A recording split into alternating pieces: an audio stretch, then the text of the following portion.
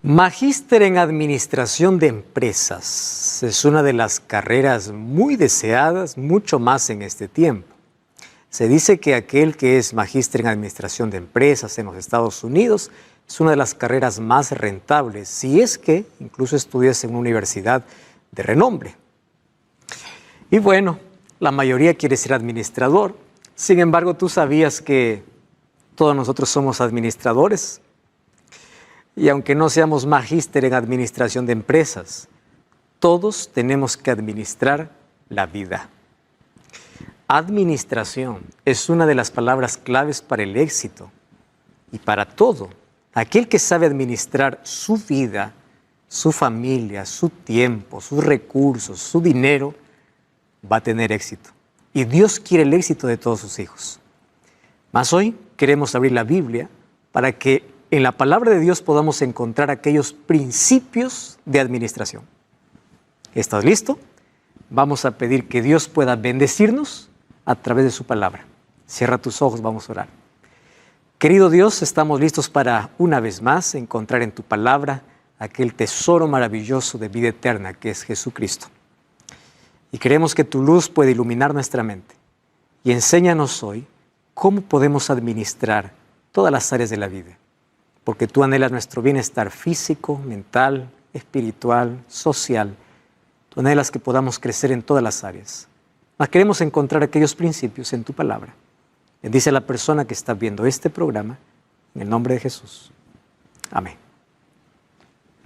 Muy bien, nuestro tema de hoy, ¿cómo se administra la vida? Interesante, ¿cómo administramos la vida? Antes, queremos escuchar una pequeña historia de Emerson, que desde Bolivia nos envió este video. Hola amigos, ¿cómo están? Mi nombre es Emerson y bueno, soy adventista y me gusta cómo Dios me utiliza para poder llegar a las personas y llevarles ese mensaje que nosotros profesamos. Como adventista, yo he dado siempre mis diezmos y mis ofrendas, ¿no?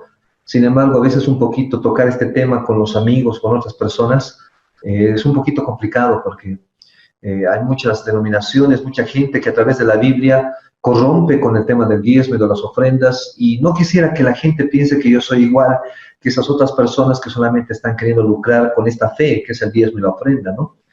Reitero, como adventista, soy devoto en dar mis diezmos y ofrendas, pero compartir esta doctrina con los demás a veces es un poquito complicado para poder entender esa verdad que nosotros tenemos y compartir con los demás, ¿no? Que el diezmo realmente es algo muy importante para que la obra avance, pero no sé si las personas realmente creerán esto así como yo lo creo. Es interesante la pregunta que Emerson colocó aquí y hoy queremos hablar sobre la administración completa de la vida, no solamente de un área. ¿Tú sabías que el primer concepto que nosotros debemos tomar en cuenta es que Dios envió a su Hijo, y ya vimos que Jesús es Dios también, para ser nuestro Salvador? Y todos gustamos mucho acerca de esa expresión. Soy salvo por Jesús. Porque ahí está nuestra garantía. Somos salvos por su gracia, por su amor. El problema es que muchos han aceptado a Jesús solamente como su Salvador, pero no como su Rey, como el soberano, como el dueño. Y allí encontramos un problema muy serio. Aquel que solamente dice, yo acepto a Jesús como mi Salvador, pero no es el dueño de su vida, tiene un problema serio de entrega. Porque cuando hablamos de una entrega a Dios, no estamos hablando de una entrega por mitades. Estamos hablando de una entrega completa. Y presta atención aquí. ¿Cómo es que Dios pasa a ser mi Salvador y mi Rey cuando yo lo considero en todas las áreas de la vida? Y hoy te quiero hablar por lo menos de 4 áreas. La primera área se llama tiempo. ¿Cuánto tiempo tú tienes para Dios? ¿Es Dios el Rey de tu tiempo? La segunda área es talento. ¿Para qué estás usando las capacidades que Dios te ha dado? ¿Para glorificar a Dios o glorificarte a ti mismo? La tercera área se llama tesoro. Cuando hablamos de tesoros estamos hablando de las bendiciones y bienes materiales que Dios te ha dado. Eso es tesoro. Y la cuarta se llama templo. Templo haciendo referencia al cuerpo mismo, porque el apóstol Pablo dice que nosotros somos el templo de Dios. Si te das cuenta, aquí aparecen 4 T's: tiempo, talento, tesoros y templo. Todo esto se puede englobar en una sola palabra, la palabra mayordomo. No es una palabra popular, no está de moda. Sin embargo, un mayordomo es aquel que administra los bienes de otro, o aquel que trabaja en sociedad con el dueño. Y nosotros somos llamados administradores de Dios, porque cuando Dios terminó de crear el mundo, dio para que este mundo pueda ser administrado, cuidado, cultivado por Adán y Eva. Ahora, lo interesante es que nosotros tenemos que permitir que Dios siga siendo el dueño, porque a veces nos creemos el dueño de todo esto. Es mi tiempo y hago lo que quiero, es mi cuerpo y hago lo que quiero, es mi dinero y hago lo que quiero. Ahí está el problema. Quiere decir que Dios está excluido de tu vida. Problema muy serio.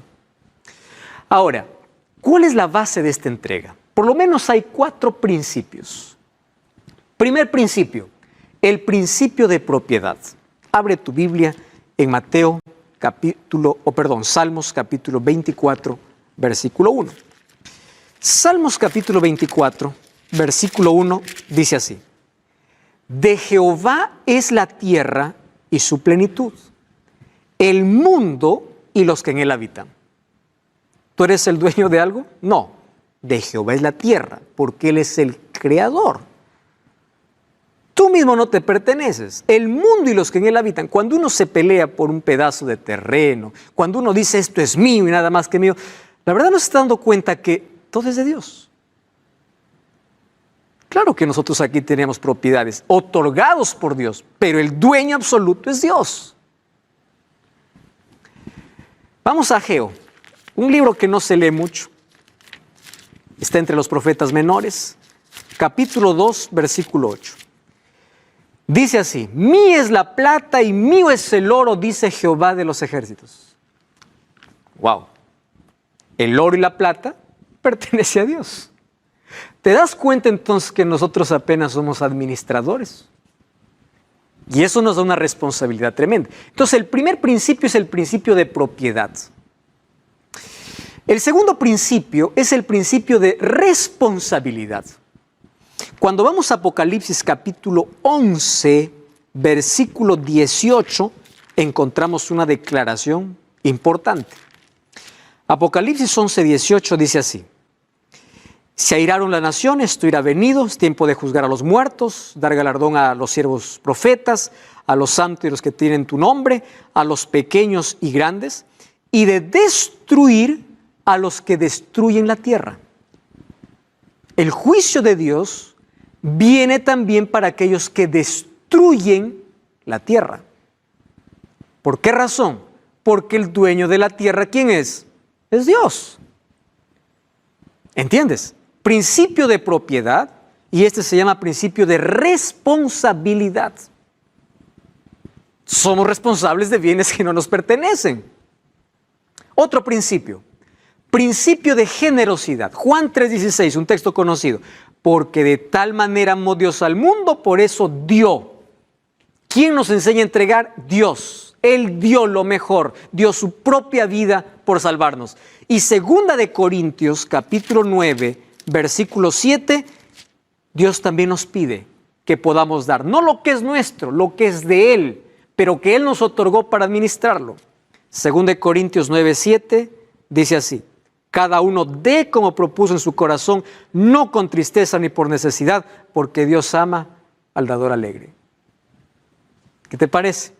Este es otro principio, el principio de generosidad, de dar, de entregar, de devolver, de reconocer. Hay otro principio que es el principio de sociedad. Deuteronomio capítulo 28 dice: todas estas bendiciones vendrán sobre ti si tú cumples mi ley. Hay bendiciones, es decir, hay un pacto. Malaquías capítulo 3, versículo 8 dice: robará el hombre a Dios, pero ustedes me habéis robado. ¿Por qué? Porque ustedes se creen dueños de aquello que no son. ¿Y de qué está hablando aquí de robo Dios? que de todos tus tesoros no reconoces a Dios con la 10ª parte, porque Él es el dueño y el creador de todo. Tú no eres el dueño de todo. Muy bien. Vamos entonces a hablar, basado en estos principios bíblicos, qué significa administración de la vida. Nosotros tenemos que entregar todo a Dios, porque una entrega total es la mayor experiencia de fe y de adoración. Entrega todo.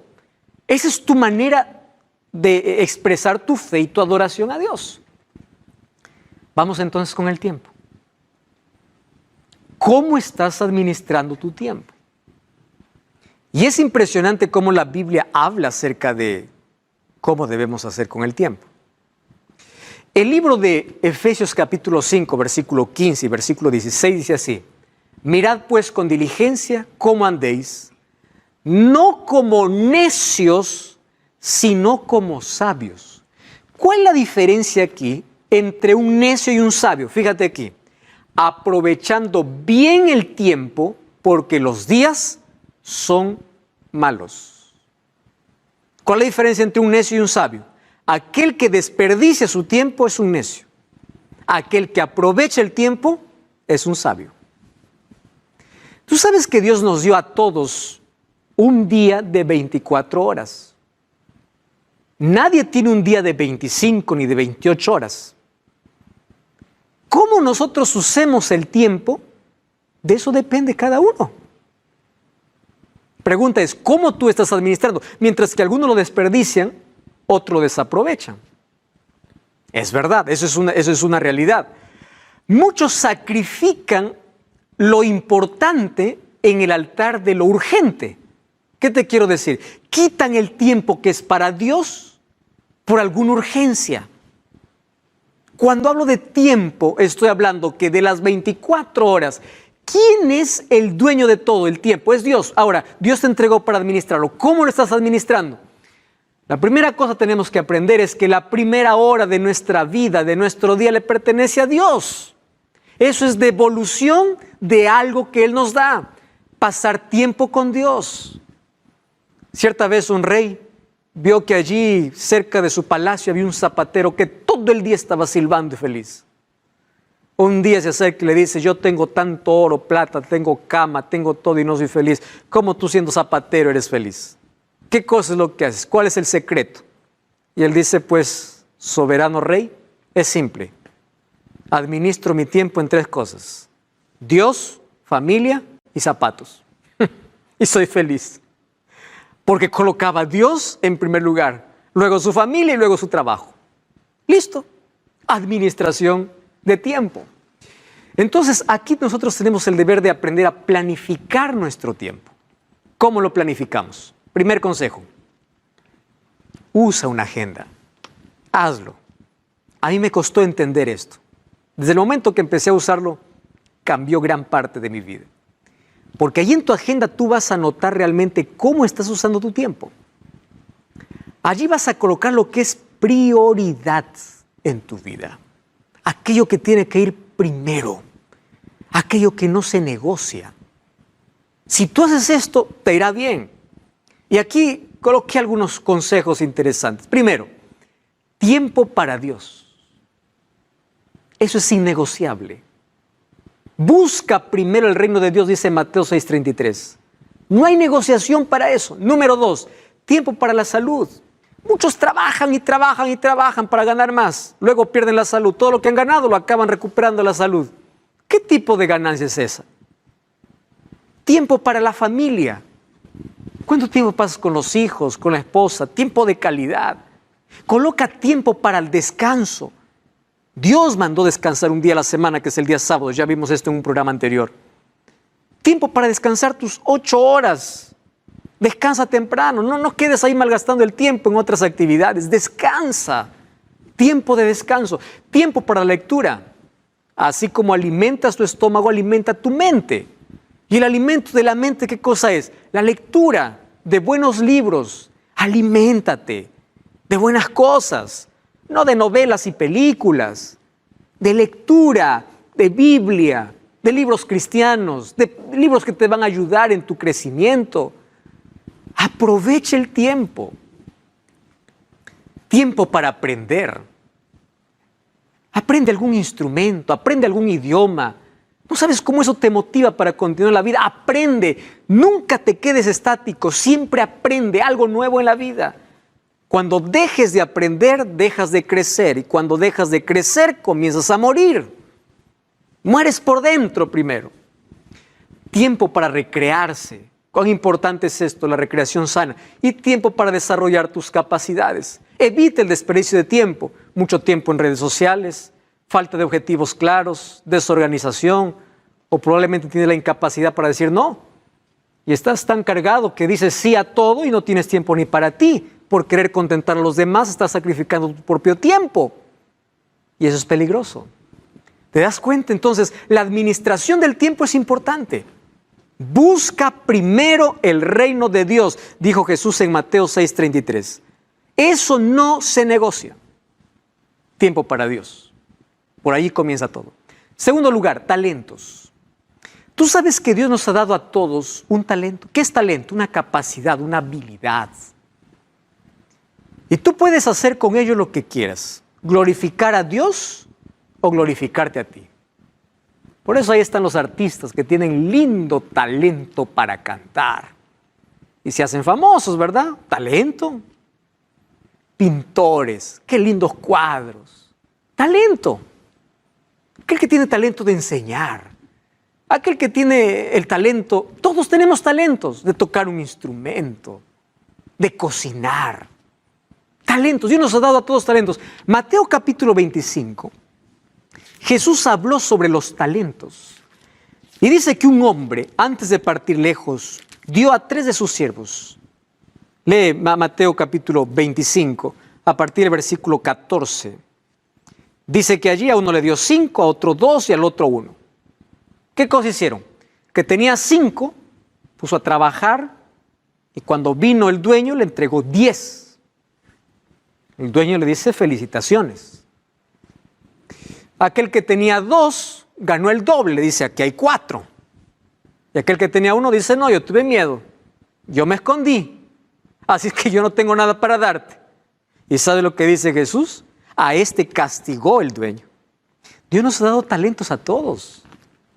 Nuestra parte es poder desarrollarlo, cultivarlo, porque cada uno tiene una habilidad. Ahora, ¿para qué lo estás usando? ¿Para glorificar a Dios o para glorificarte a ti? La entrega de talentos es una prerrogativa de Dios porque Él decide a quién da. No todos pueden pintar, no todos pueden cantar, no todos pueden enseñar, no todos, cada uno tiene lo suyo y siéntete feliz por eso. Y desarróllate en aquello que más te gusta, es el talento que Dios te ha dado. Aquellos que usan recibirán más, porque talento usado es talento multiplicado, pero aquel que no usa su talento lo esconde, ¿sabes qué sucede? Lo puede perder. Todo talento es valioso. No puedes decir, él tiene más talento, él tiene menos talento, es mejor el talento. No, todo talento es valioso. Un talento te mantiene activo en la espera. ¿Por qué Dios nos ha dado talentos? Para que todos usemos nuestros talentos para honrarlo. Y así nosotros podamos cumplir la misión. Ese es el objetivo de los talentos. Ahora, en 1 Corintios capítulo 12, yo encuentro que el Espíritu Santo otorga dones. Tú puedes decir, pastor, ¿cuál es la diferencia entonces entre un don y un talento? Los talentos son dados en nuestro nacimiento físico y los dones son dados en nuestro nacimiento espiritual. Porque un don es para glorificar exclusivamente a Dios. Hay muchos que tienen talentos, pero se glorifican a sí mismos. Un don es la capacitación del Espíritu Santo. Tú sabes que hay personas que después de su bautismo reciben un don. Antes no podían y ahora pueden. Es un don que se usa para la gloria de Dios. Hay algunos que ya nacen con ciertas habilidades, otros lo van aprendiendo en el camino.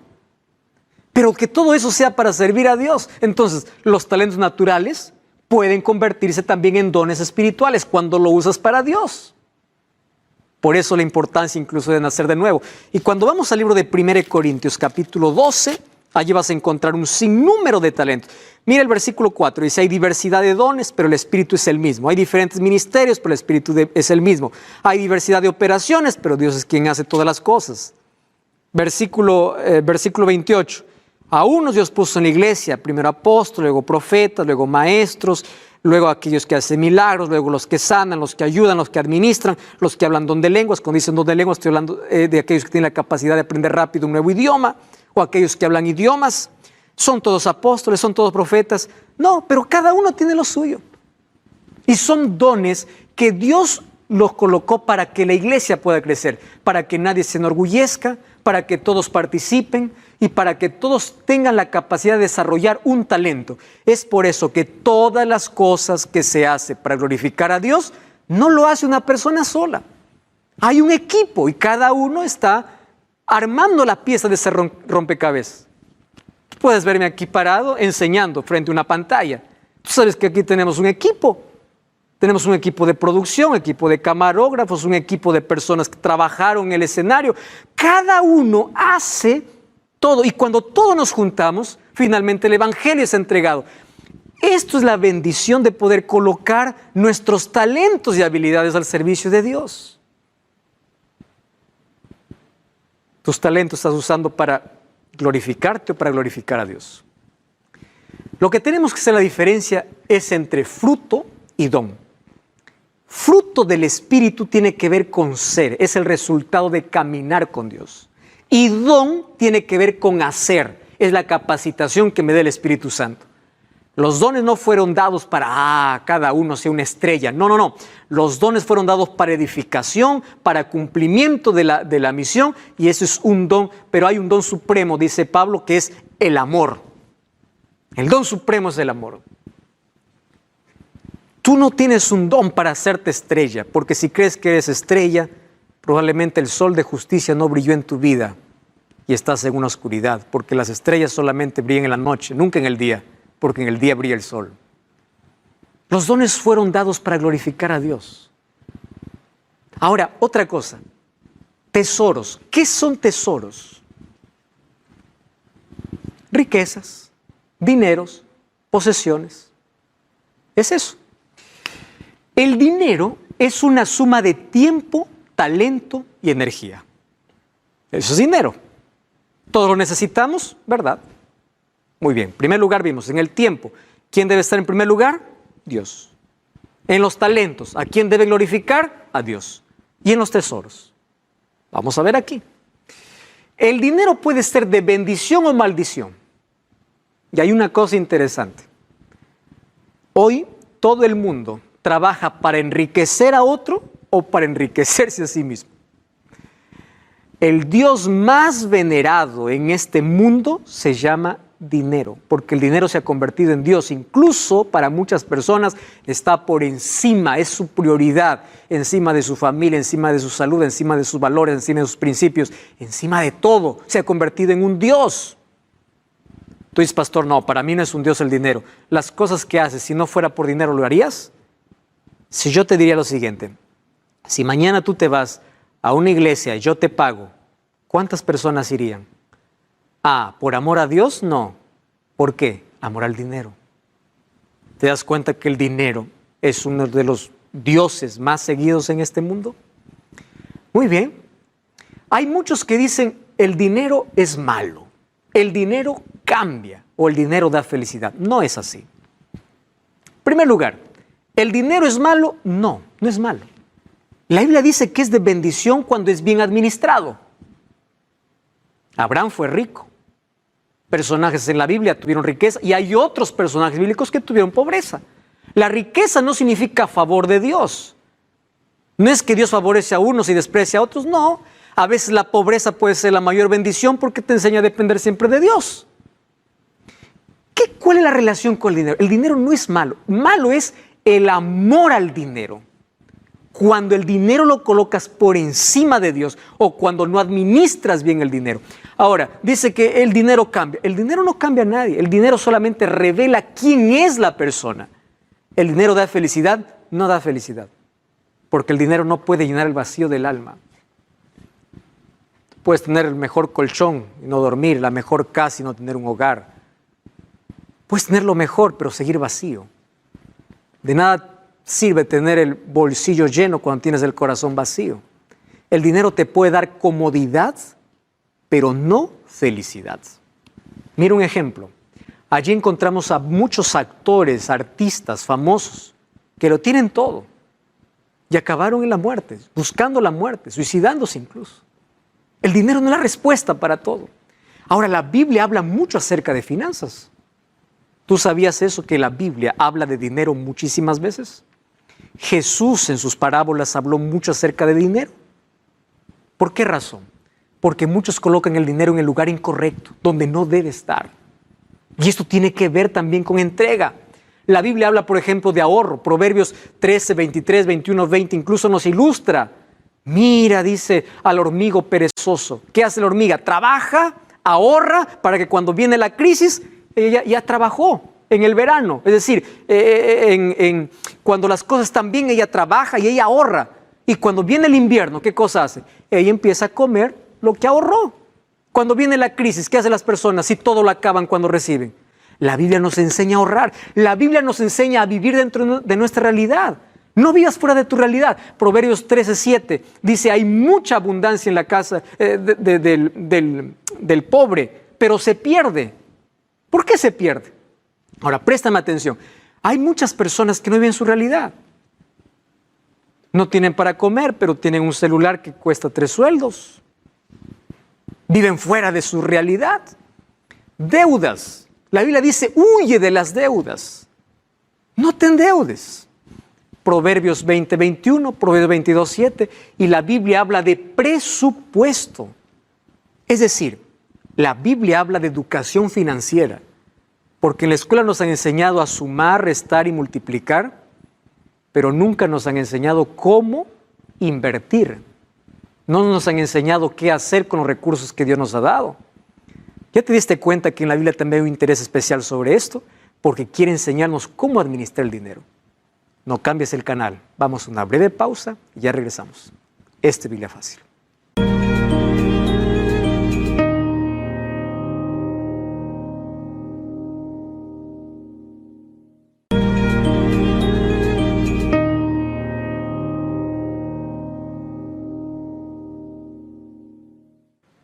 Estamos de regreso, esto es Biblia Fácil. Hoy estamos hablando de una entrega total que tiene que ver con una entrega de tiempo, talentos, tesoros y templo.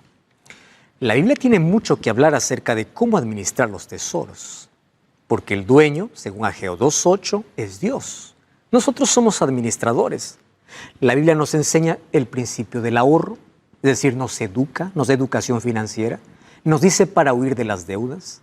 Nos dice que si quieres huir de las deudas y de imprevistos, tienes que hacer una planificación.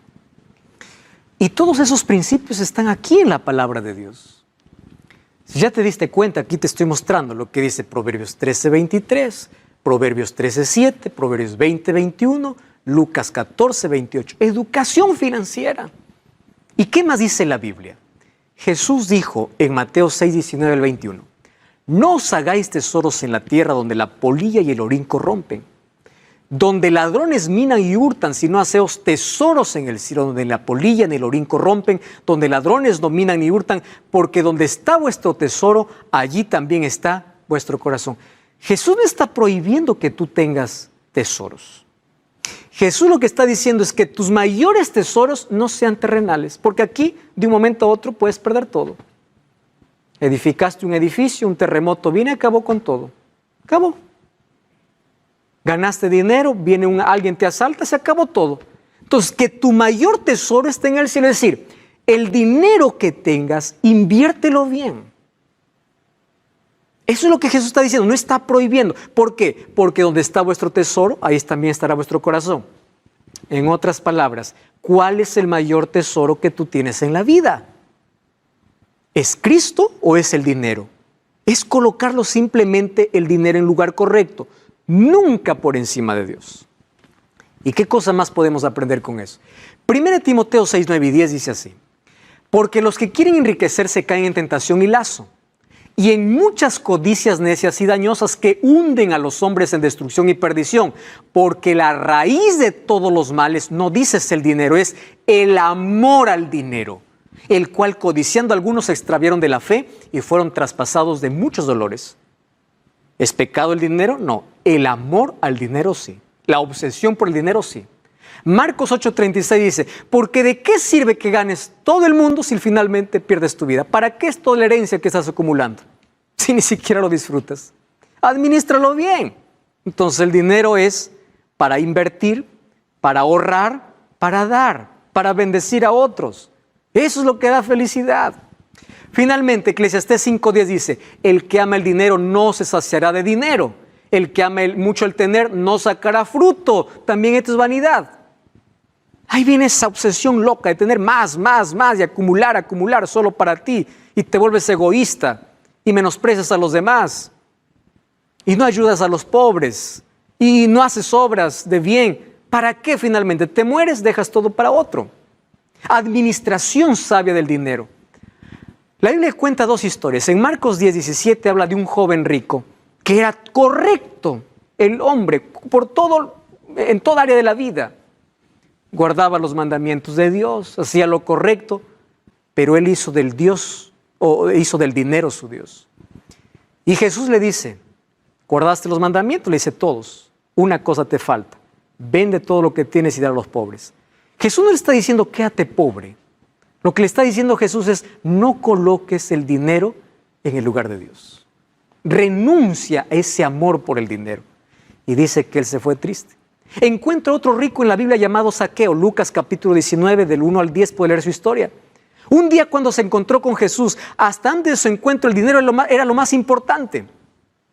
Después de su encuentro con Jesús, el tesoro más importante era Cristo, tanto así que sacó su dinero y repartió a todos a quienes, gracias a ellos, se había enriquecido ilícitamente. Devolvió lo que había robado, incluso compartió con los pobres, porque su mayor tesoro ya no era el dinero, era Cristo, y ahora estaba dispuesto a reconocer su error y a bendecir. Eso es uso sabio. ¿Cuál de los dos representas? ¿A Zaqueo o al joven rico? Los dos eran ricos. Deuteronomio 8, 17 y 18 dice la Biblia, no digas en tu corazón, mi poder y la fuerza de mi mano me han traído esta riqueza. Acuérdate de Jehová tu Dios, porque Él te da el poder para hacer las riquezas, a fin de confirmar el pacto que juró a tus padres. No digas esto es fruto solo de mi sudor, de mi trabajo. ¿Quién te dio el tiempo? ¿Quién te dio la vida? ¿Quién te dio la salud? Es Dios. Claro que hay que esforzarse, claro que hay que sudar para obtener algo en la vida. Hay que trabajar duro, sí. Pero acuérdate de agradecer a Dios. Que tu corazón no se incline tras el dinero como tu Dios. ¿Y de qué manera Dios nos ayuda? ¿Cómo es que Dios nos libra del egoísmo y nos ayuda a recordar que no todo es nuestro? Proverbios 3, 9 y 10. Honra a Jehová con tus bienes y con las primicias de tus frutos, y sean llenos tus graneros con abundancia. Honra a Jehová porque reconoce lo que Él es el dueño. Y Él mismo en la Biblia aprobó una forma, Él dio una forma sistemática para reconocer que Dios es el dueño de todo. ¿Eso cómo se llama? Diezmo. Hay algunos que tienen un cierto odio cuando hablo de la palabra diezmo. Ese está hablando de dinero para enriquecerse. Este quiere... No, espérate un momento. No te estoy hablando aquí de teología de la prosperidad, te estoy hablando de diezmo bíblico. Y vamos a abrir la Biblia, vamos a ver si esto fue dado por Dios o fue un invento humano para enriquecerse. Vamos a ver cuál es la finalidad. Dios te dice, del 100%, la décima parte, de décima viene diezmo. Dios no te pide lo que no te da. Dios te pide que le reconozcas de aquello que ya te dio. El diezmo es una expresión de fe, de adoración, de madurez y de gratitud, pero sobre todo de reconocimiento a Dios. Eso significa diezmo. Es un antídoto contra el egoísmo. Eso es honestidad, madurez espiritual. Y no es inventado. Algunos piensan, el diezmo es inventado por el ser humano. Mira, Jesús dice en Mateo 23, 23. Ay de vosotros, escribas y fariseos hipócritas, diezmáis la menta y el eneldo y el comino y dejáis lo más importante, la ley, la justicia, la misericordia y la fe. Esto era necesario hacer sin dejar de hacer aquello. Algunos dicen, no, el diezmo solamente está en el Antiguo Testamento, así es que el Nuevo Testamento fue abolido. Jesús dice, es necesario hacer esto sin olvidar lo otro. Jesús está probando en el Nuevo Testamento. Ahora, ¿cómo surgió esto? ¿Fue un invento humano? ¿Tú sabes que el primero en devolver el diezmo en la Biblia no fueron los judíos? Fue Abraham. Y Abraham está muchísimo antes de la existencia de cualquier judío. Porque algunos que piensan, no, eso fue para el judío, fue para los levitas. Antes de los levitas, mira lo que dice Génesis 14:20.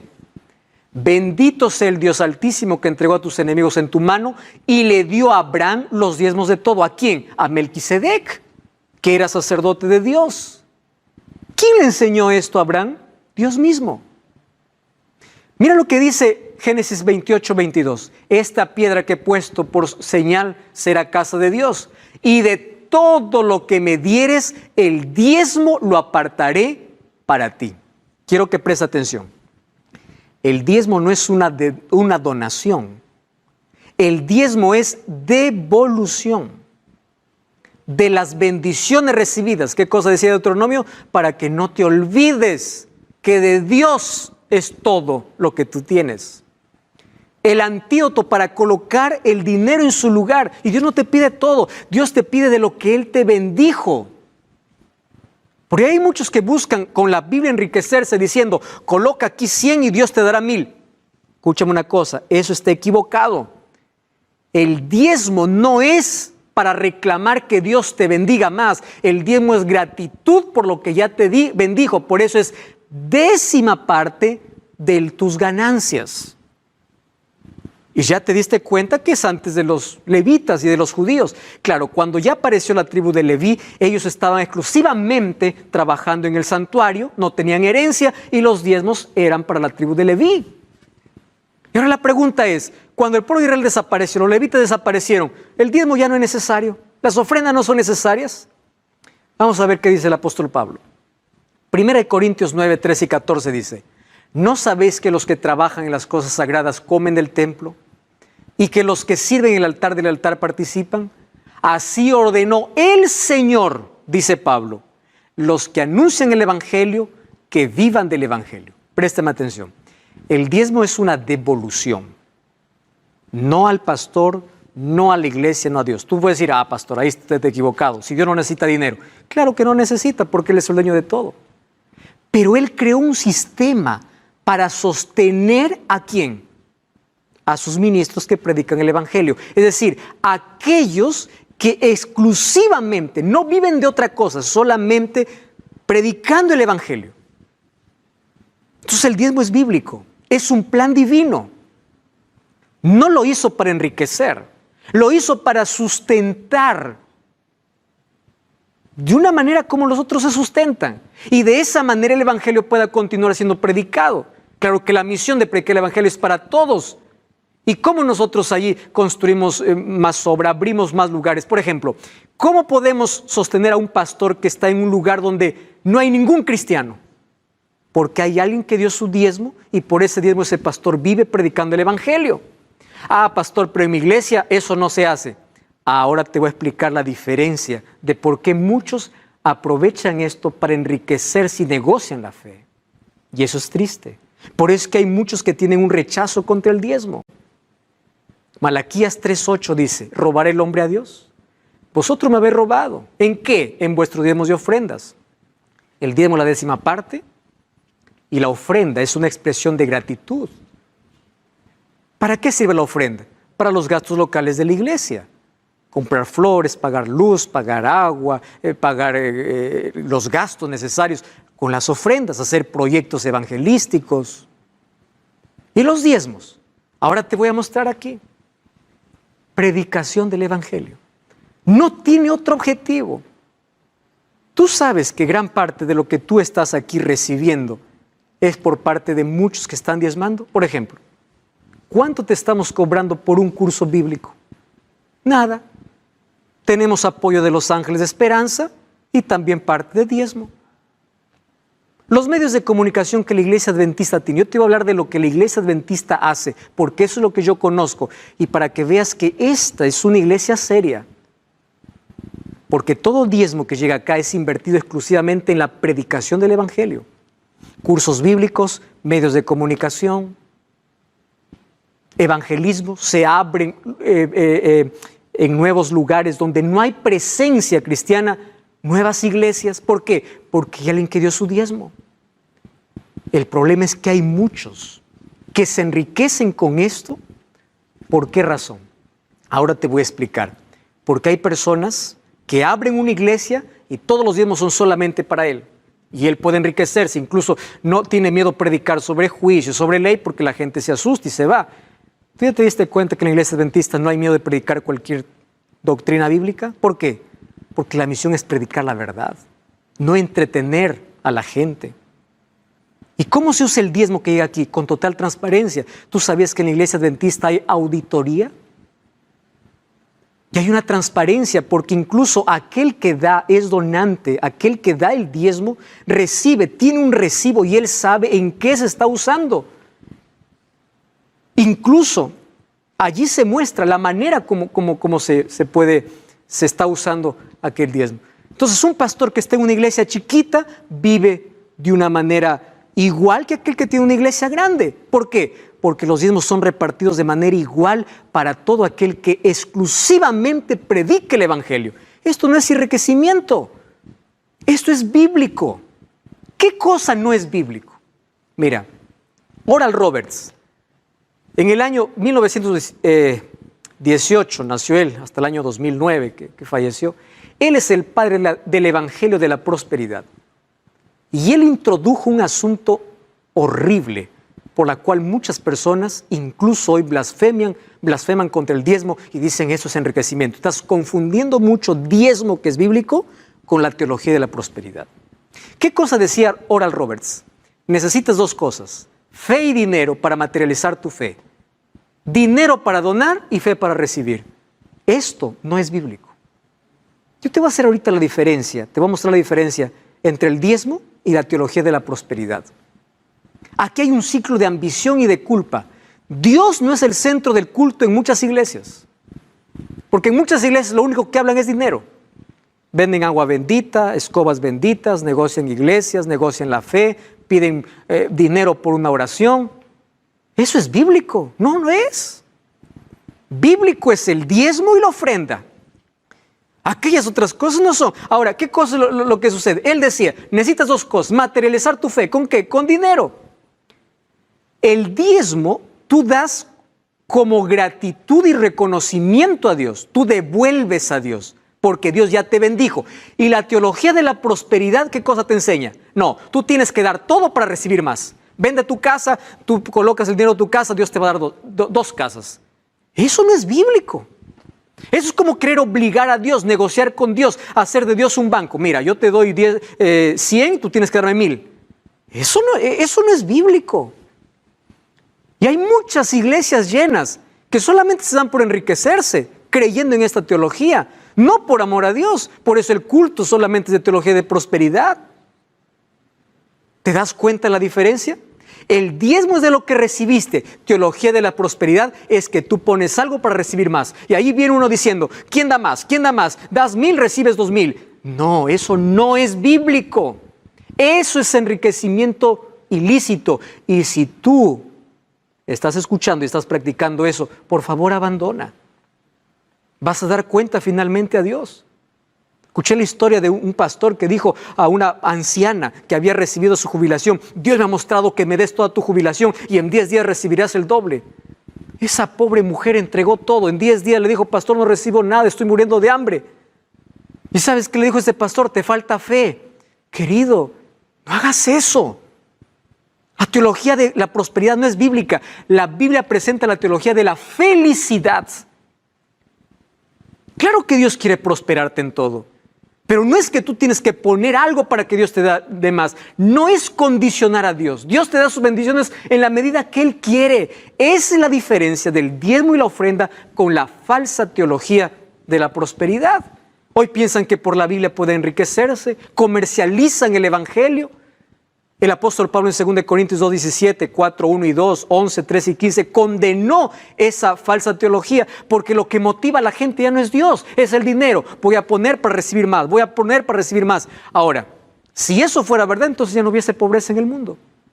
Todo el mundo pondría y todo el mundo fuera rico. ¿Te das cuenta que esto no es bíblico? Fidelidad da felicidad. Y también da prosperidad. Solo que la mayor riqueza que Dios te da es fe, es amor, es fuerza, es fortaleza, es vida, es tiempo, es salud. No digas que aquel que es pobre está maldecido por Dios. No. David un día dijo: Señor, no me des ni pobreza ni riqueza, manténme del pan necesario. Joven fui y envejecido, dice. No he visto justo desamparado ni su descendencia que mendigue pan. Si eres fiel, Dios te va a bendecir, porque te conviertes en socio de Dios. Que el dinero no sea tu mayor Dios. Y si no quieres que el dinero sea tu Dios, reconócelo a Dios con aquello que Él dejó establecido. Mateo 25:23 dice: en lo poco fuiste fiel, en lo mucho te pondré. Finalmente, tenemos la cuarta T, el templo. Tú eres el templo de Dios. 1 Corintios 6:19 dice: ¿ignoráis que vuestro cuerpo es el templo del Espíritu Santo? ¿Por qué habéis sido comprados por precio? Glorificad a Dios con vuestro cuerpo.